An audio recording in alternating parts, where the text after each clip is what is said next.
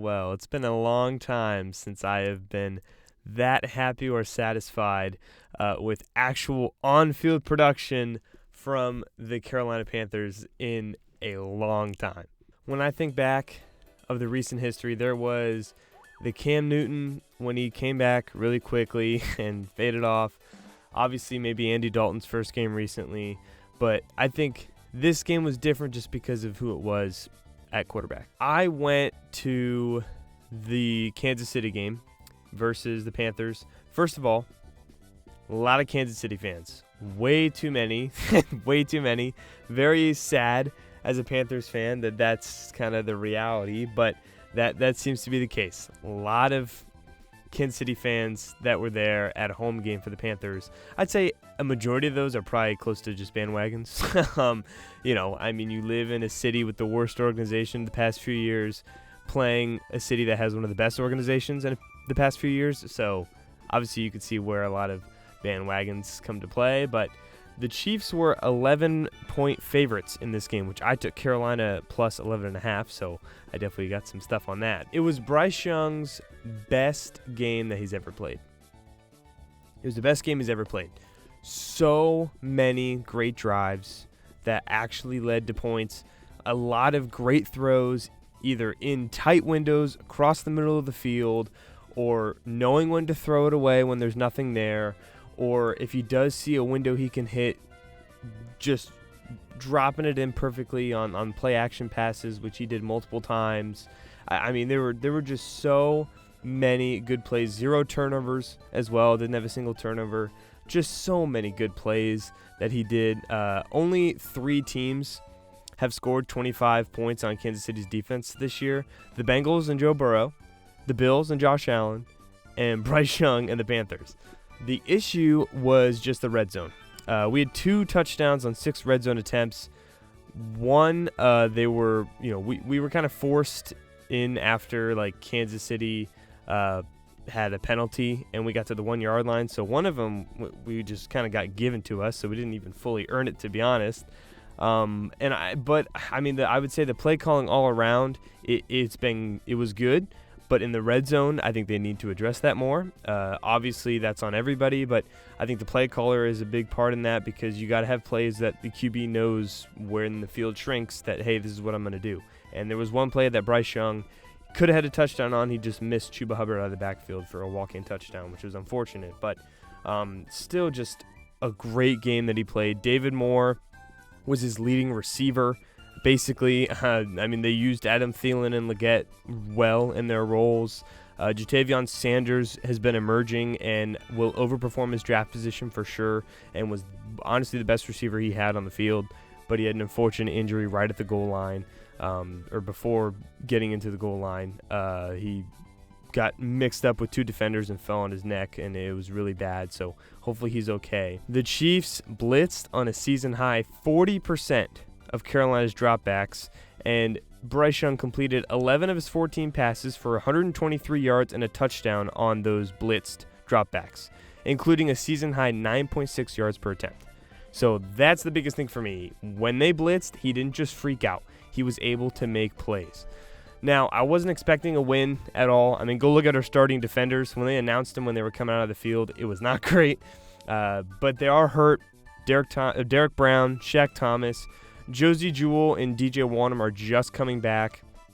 And in terms of the game, I know there were a lot of penalties, but aside from the one unnecessary roughness call on Adam Thielen that could honestly go either way, and they just leaned towards what it looked like in real time, because obviously if you slow it down, it's not going to look that bad. They had a holding a lot, the Chiefs did. They held a ton in terms of penalties. They had 2 pass interferences, which were both objectively correct. Carolina had just one less penalty on them. It's just all the penalties they actually committed were just less consequential. And while the defense is poor in general for the Panthers, obviously, even their best starting player in J.C. Horn had one of his worst games. They had 18 pressures and 5 sacks on Patrick Mahomes. And, I mean, it was such an encouraging game for the Panthers fans. Like, it was really encouraging. It just almost feels vindicating. I mean, when I was walking out of there were more, I think, upbeat Panthers fans than Chiefs fans. And the Chiefs obviously won, but Mahomes breaks away on a run. We don't have a QB spy. The linebackers aren't fast enough. And we did a good job covering and everything, but the pressure broke down and he got out of the pocket, ran way too far, got too many yards, and they were able to get an easy field goal, which we left them too much time on the clock, but we kind of had to. It was kind of unavoidable. We don't have the power to just control the clock in terms of rely on our offense a ton. Like it was very hard to do that. And I mean, this Chiefs defense, again, like I said, there's only been a few teams that dropped 25 points on them. Like, the defense is good. That's kind of have been why they have been winning. It hasn't really been the offense killing people. It's been the defense. But the reason I say it's vindicating is because in my last Carolina Panthers video, I mentioned about how Bryce Young needed to sit. He needed to be benched because he was struggling a ton.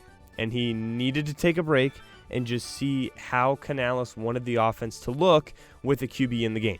It was almost like a little reset. Like, this is a new regime that came in, and he just needed to know, like, hey, it's different now. Let's get away from these habits. Here's what we want. And there were, I mean, even still, I look at posts from the game. See, look, guys, it wasn't Bryce's fault. This is blah, blah, blah. And it's like, it's such simple thinking. And it's really annoying from fan. Because if you're a fan, I feel like you should know almost the most. Because you watch so much of the games. You watch basically every game. It's just some people can't comprehend stuff past their bias. And, I mean, the comments, I mean, obviously, of saying that, it was never him all along or whatever. It's like, guys, what changed from the beginning of the year to right now? What changed? He got benched and saw, hey, this is how I want the offense to run with Andy Dalton. The offensive line is still the same. If anything, the receivers are worse. You don't have Deontay Johnson. You have David, Brown running out there, and a few other guys didn't even play. I know Miles Sanders hasn't really been great, but he, didn't play at all. And I mean, it's just like, I think it also just goes to show how terrible media is today. I mean, all the talking heads on ESPN who want to be head coaches or they have big contracts in media, like Rex Ryan, Damian Woody, both of them totally crapped on this decision and crapped on the Panthers and were saying that they should just trade him at this point, that they benched him. And Dan Orlovsky said it was over for him in Carolina. And all the people who said that we needed to trade him and just give up, I mean, look at it now. People, open your eyes. This is what people who only watch their main biggest broadcast game, that's what they think. Because they don't, actually remember previous experiences or comprehend stuff. If you don't know everything fully, don't talk like you do. I said in my video the benching was good, and I went off because his play and offense, it was just non-functional. And that was 100% correct. I watched every single snap. But in the world we live in, we want to give up immediately and denounce so soon. His rookie year, he had a bottom 3 O-line and receiving core and multiple coaching changes. Yeah, guys, this isn't Madden. It's not, you don't just all right, it's all done. All right, next season we carry over. He has this progression and blah, blah, blah, and you have to play him because we have to get XP. This isn't Madden. So many elements play into this, and his mindset and confidence was so shot for this next season, and we saw that. And it was a new offense, and he needed to be benched in order to, again, see what the offense needed to look like under Canales. What Canales wanted him to do. What a professional in the building goes out there and does in Andy Dalton. That's what he needed to see. And, I've even had friends or conversations with friends, and, I still couldn't distance myself from him yet until I saw him back. I couldn't be like, all right, I give up, he's done, until he came back from the benching, because I thought the benching was the best thing for him, and I needed to see what he was going to be like when he came back, because it was the final chance of like a final reset for him. And I think it was perfect who he came back against, because he came back against two very poor teams and was able to win both of those games, in the Saints and the Giants, two poor defenses at least. But even then, like, the Giants' defense wasn't even that bad. It was mainly their offense. And, I mean, we literally went into an overtime game with them. And then go out and play against the Chiefs. And just, I can't even describe the way that they did. It was just crazy. Crazy to jump up. And I think it really helped how the teams that he played in the beginning. Because I think if he came his first game back against the Chiefs, I don't think he would have played like that. He needed to be a little bit ramped up. So I don't want to sit here and jump to conclusions.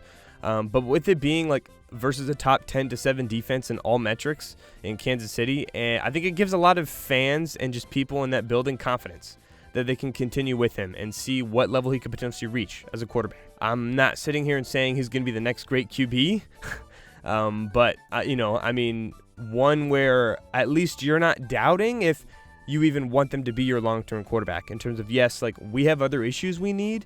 We don't want to just pick another guy and recycle because we know this guy can't do it. That's what I think that the Panthers are hoping for, in terms of that's the, hey, there's something there. We just got to find how high that ceiling is, and even if we don't reach it all the way there, we're at least going to get to a spot where we're not worrying in the next 2-3 years that, hey, we're going to go draft another quarterback. And that's what I'm hoping for, and that's what I'm hoping that this is, in terms of being the first real step. I know it's in the middle or towards the end of year 2, but the first real step for Bryce Young.